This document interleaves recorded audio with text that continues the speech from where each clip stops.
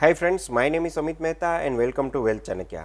दोस्तों, आज हम जिस पे चर्चा करने वाले हैं स्टॉक मार्केट के रिलेटेड टॉपिक है और वो है ऑप्शन। What is option?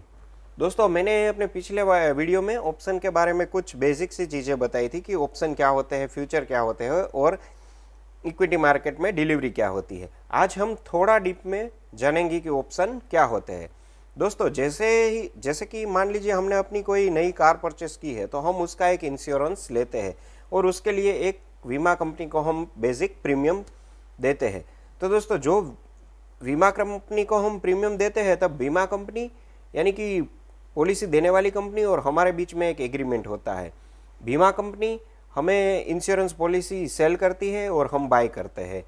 तो हम अपनी मान लीजिए 10 या 20 लाख की कोई कार है तो उसका एक प्रीमियम हम देते हैं 20,000 या 30,000, जो भी प्रीमियम है वो देते हैं और उससे हमारी कार पूरी सिक्योर हो जाती है। तो दोस्तों, ऑप्शन कुछ इसी तरह का है। ऑप्शन जब बड़े इन्वेस्टर बड़े लॉट में किसी भी स्टॉक को बाय करते हैं तो उनका मूड मार्केट में तेजी करने का होता है कि मेरा शेयर की प्राइस बढ़ेगी और मेरे को अच्छा रिटर्न मिलेगा। लेकिन अगर मान लीजिए उनके दिमाग में कोई डाउट है कि मार्केट को तो कोई प्रेडिक्ट नहीं कर सकता है, यानी कि वो ऊपर जाए या नीचे जाए, तो अगर उनका तेजी का मूड है तभी उन्होंने ओपन मार्केट से शेयर उठाए यानी कि शेयर की डिलीवरी ले है।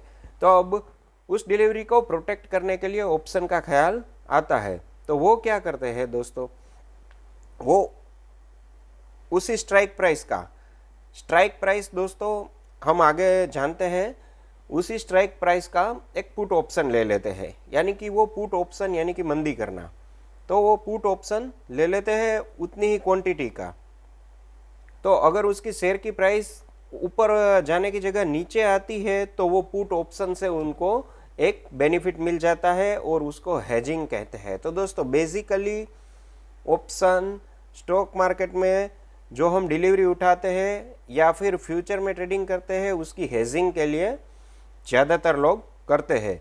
लेकिन जैसा कि मैंने पॉलिसी में बताया कि गाड़ी की हम इंश्योरेंस पॉलिसी लेते हैं और उसका प्रीमियम देते हैं, लेकिन शेयर मार्केट में अगर आपके पास गाड़ी ना हो, मतलब कि आपने शेयर ना भी खरीदे हो या डिलीवरी ना भी ली हो, तब भी आप उसमें उसका ऑप्शन ले सकते हैं। दोस्तों, अब हम आते हैं कि ऑप्शन किन तरह के होते, कौन कौन से तरीके के और कौन कौन से होते हैं। तो दोस्तों, इंडियन शेयर मार्केट में ऑप्शन यूरोपियन शैली के जो है वो यूज़ होते हैं। जैसे कि अभी करंट मंथ अप्रैल का चल रहा है तो आप किसी भी कंपनी का ऑप्शन ले लीजिए। मान लीजिए अगर आपने विप्रो का लिया तो उसकी एक्सपायरी होती है, तो वो ऑप्शन कैसा लिखा होगा। तो ऑप्शन जब भी हम परचेस करते हैं, मान लीजिए हम कॉल परचेस कर रहे हैं तो वहाँ लिखा होगा 29 अप्रैल 2021 CE होगा। CE का मतलब कॉल, यूरोपियन स्टाइल का मतलब CE मतलब कॉल ऑप्शन हम ले रहे हैं। उसके पास उसकी एक स्ट्राइक प्राइस होती है दोस्तों। तो अब हम आते हैं स्ट्राइक प्राइस के ऊपर। स्ट्राइक प्राइस दोस्तों बीच में मिडल में एक प्राइस होती है, वो अभी जो स्टॉक की प्राइस चल रही है। जैसे कि हमने एग्जांपल विप्रो का लिया तो विप्रो की स्ट्राइक प्राइस, अभी विप्रो की प्राइस क्लोजिंग आज के दिन की देखें तो 450 रुपीज़ और 10 पैसे पे हुई। तो उसके बिल्कुल नज़दीक की जो प्राइस होती है उसको हम स्ट्राइक प्राइस कहते हैं और उस प्राइस को हम एट द मनी प्राइस कहते हैं, यानी कि अंडरलाइंग एसेट, यानी कि जो स्टॉक की प्राइस चल रही है उसको हम अंडरलाइंग एसेट कहते हैं। तो अंडरलाइंग एसेट की जो प्राइस चल रही है उसके बिल्कुल नज़दीक की जो सबसे प्राइस है उसको एट द मनी प्राइस यानी कि ATM कहा जाता है। उस प्राइस के नीचे की जो भी सारी प्राइस आती है वो फिर 5-5 के गैप में होती है, कुछ 10-10 के, कुछ 100 के। जैसी स्टॉक की प्राइस वैसी उसमें वेरिएशन होता है। लेकिन जो एट द मनी प्राइस है उसके नीचे की प्राइस, यानी कि विप्रो में अभी मान ले 455 की प्राइस ATM चल रही है, तो उसके नीचे की जो भी सारी प्राइस है यानी कि 450, 445, 440 और नीचे तक ये जाती है, उसको हम in the money call option की कहेंगे। दोस्तों, अभी हम कॉल ऑप्शन के बारे में ही जान रहे थे। तो अगर आपका व्यू मार्केट में तेजी करने का है तो आपको कॉल ऑप्शन बाय करना है। अगर आपका व्यू मार्केट में मंदी करने का है तो आपको पुट ऑप्शन बाय करना है। इसके अलावा आपका व्यू अगर तेजी करने का मार्केट में है तो आप पुट ऑप्शन सेल भी कर सकते हैं, या अगर आपका व्यू मार्केट में मंदी करने का है तो आप कॉल ऑप्शन सेल भी कर सकते हैं दोस्तों। तो अब इस बारे में हम जानते हैं कि एक स्ट्राइक प्राइस, एक तो नीचे वाली प्राइस जो कॉल ऑप्शन में हो गई वो इन द मनी हो गई, और जो स्ट्राइक प्राइस एटीएम यानी कि एट द मनी प्राइस है उसके ऊपर की जो सारी प्राइसें है कॉल ऑप्शन में वो हो गई out of the money price. दोस्तों out of the money price call option में कम रहती है, at the money price ATM वो बीच में रहती है, और इन द मनी प्राइस हमेशा ज़्यादा रहती है। पुट ऑप्शन मार्केट में जब भी आपका व्यू मंदी का हो तो आपको पुट ऑप्शन बाय करना चाहिए। पुट ऑप्शन में भी इसी तरह की eight the money, in the money और आउट ऑफ द मनी रहती है, लेकिन वो कॉल ऑप्शन से रिवर्स हो जाती है, यानी कि ऊपर की तरफ की प्राइस वो होती है वो इन द मनी है, नीचे की तरफ की आउट ऑफ द मनी है, और बीच की एट द मनी प्राइस रहती है दोस्तों। तो कॉल ऑप्शन और पुट ऑप्शन दोनों के बारे में हमने समझा फ्रेंड्स। तो अब हम जानते हैं कि ऑप्शन कौन कौन से तरीके के होते हैं। तो दोस्तों स्टॉक, कई सारे स्टॉक होते हैं जिसको कि हम, जो कि वायदा बाजार में है उनके ऑप्शन ट्रेड होते हैं, लेकिन हमें कौन से स्टॉक में ट्रेड करना है। अगर आप चाहते हैं ऑप्शन लेना तो जिस स्टॉक में सबसे ज़्यादा ओपन इंटरेस्ट हो उसमें ट्रेडिंग करना बेहतर रहेगा, क्योंकि उसमें कॉल और पुट, बाय और सेल आसानी से हो सकते हैं। जिसमें ओपन इंटरेस्ट कम हो वो काफ़ी रिस्की हो जाते हैं। तो ज़्यादातर लोग क्या करते हैं, स्टॉक की जगह निफ्टी या बैंक निफ्टी में ट्रेडेड करते हैं दोस्तों। तो ऑप्शन बाजार में निफ्टी और बैंक निफ्टी भी ट्रेडेड होते हैं दोस्तों, लेकिन कॉल और पुट यानी कि ऑप्शन हम एक या दो शेयर की तरह हम ट्रेड नहीं कर सकते, ये पूरे लॉट में ही हमें लेने होते हैं। मान लीजिए अगर हमने किसी भी स्टॉक, यानी कि ये विप्रो का ही एग्जांपल ले लेते हैं, विप्रो का एक भी कॉल हमें लेना है तो हम एक शेयर का कॉल या पुट नहीं ले सकते। उसके लिए हमें उसकी प्री डिफाइंड जो क्वांटिटी होती है वो लेनी ही पड़ती है। जैसे कि विप्रो में 3200 की क्वांटिटी है तो वो हमें लेनी ही लेनी है। अब हम जानते हैं दोस्तों एक्सपायरी की। किसी भी स्टॉक का कॉल की 3 एक्सपायरी होती है। एक तो करंट मंथ, जो ये मंथ अभी चल रहा है, मान लीजिए कि ये मंथ अप्रैल चल रहा है तो अप्रैल महीने का जो आखिरी गुरुवार होगा, आखिरी वेडनेसडे होगा, उसके 3:30 बजे किसी भी ऑप्शन की एक्सपायरी होगी स्टॉक की। उसके अलावा नेक्स्ट मंथ यानी कि मई का आखिरी गुरुवार और फार मंथ यानी कि जून का आखिरी गुरुवार। तो स्टॉक में 3 एक्सपायरी होती है, करंट मंथ, नेक्स्ट मंथ और फार मंथ। लेकिन दोस्तों निफ्टी और बैंक निफ्टी की एक्सपायरी ये 3 तो होती ही है, करंट मंथ, नेक्स्ट मंथ और फार मंथ। इसके अलावा इसकी एक्सपायरी हर वीक होती है। हर वीक के आखिरी गुरुवार को इस पिक की एक्सपायरी होती है। अगर गुरुवार को छुट्टी आ रही है तो इसके अगले दिन इसकी एक्सपायरी गिनी जाती है। अब हम दोस्तों कॉल और पुट के बारे में और थोड़ा डिटेल में जानते हैं। मान लीजिए कि अगर मैं किसी भी स्टॉक, निफ्टी या बैंक निफ्टी का ऑप्शन परचेस कर रहा हूं, तो मैं बेसिकली कॉल ऑप्शन लेता हूं या पुट ऑप्शन लेता हूं। अगर मेरा व्यू तेजी करने का है तो मैं कॉल ऑप्शन लूँगा, मेरा व्यू मंदी करने का है तो मैं पुट ऑप्शन लूँगा।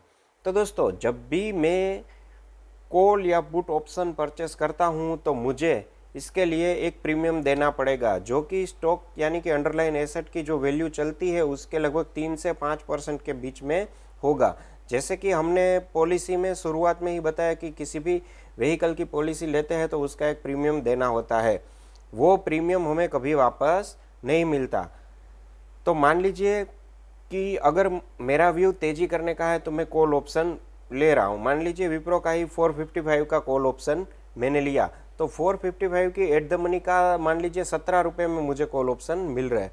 तो दोस्तों मुझे ये कॉल ऑप्शन का प्रीमियम 17 रुपये एक स्टॉक का मिल रहा है। मतलब कि मुझे 17 मल्टीप्लाई 3200 उसकी मिनिमम क्वांटिटी है, मतलब 3200 मल्टीप्लाई 17 करना है। जितनी भी अमाउंट आएगी उतनी मुझे प्रीमियम के रूप में देनी है। तो जो भी कॉल परचेस करता है उसको प्रीमियम देना होता है। अब मान लीजिए कि विप्रो की प्राइस एक्सपायरी जो भी मैंने डिसाइड की इसी महीने की, अगले महीने की या उससे अगले महीने की, वो मैं अपने आप ले सकता हूँ। उसके बीच अगर कभी भी मैं ये अपना कॉल ऑप्शन बेच भी सकता हूँ। अगर विप्रो के स्टॉक की प्राइस काफ़ी ऊपर तक जाती है तो उसी मुताबिक उसके कॉल ऑप्शन की भी प्राइस ऊपर जाएगी। तो अगर मुझे बेनिफिट मिल रहा है, यानी कि मैंने जो प्रीमियम पे किया है उससे ज़्यादा अगर मेरी प्राइस होती है तो मैंने जो कॉल ऑप्शन बाय किया था उसे सेल भी कर सकता हूँ। या फिर एक्सपायरी को अगर मेरा call option in the money नीचे तक हो जाए और अगर मैं उसको सेल नहीं करता तो आखिर में वो अवेल हो जाता है। अगर मेरा प्रीमियम से ऊपर का प्राइस होता है तो मुझे बेनिफिट मिलेगा। लेकिन मान लीजिए कि अगर 455 से नीचे प्राइस चली जाती है तो मेरे पास ये राइट रहता है, जो भी कॉल ऑप्शन खरीदता है उसके पास राइट होता है कि वो अपने कॉल ऑप्शन को अवेल करवा सकता है या फिर वो मुकर भी सकता है, कि मतलब कि उससे ये कॉन्ट्रैक्ट से हट जाता है तो उसको प्रीमियम का लॉस होगा। अब आते हैं, जो आप ऑप्शन बाय कर रहे हैं तो कोई नेचुरली ऑप्शन सेल भी कर रहा होगा। तो जो ऑप्शन सेल करता है, अगर आपका व्यू ऑप्शन सेल करके पैसे कमाने का है तो आप ऑप्शन सेल करके भी पैसे कमा सकते हैं दोस्तों। लेकिन जब भी आप ऑप्शन सेल करें तो आपका रिस्क अनलिमिटेड हो जाता है। लेकिन अगर आप कॉल या पुट ऑप्शन बाय करते हैं तो आपका रिस्क लिमिटेड हो जाता है। वो आपके प्रीमियम जितना ही रिस्क रहेगा उससे ज़्यादा आपका रिस्क हो नहीं सकता। लेकिन जब भी हम कॉल या पुट सेल करते हैं तो हमें एक प्रीमियम मिल जाता है जो कॉल बायर या पुट बायर हमें देते हैं, वो हमारा प्रीमियम हो जाता है।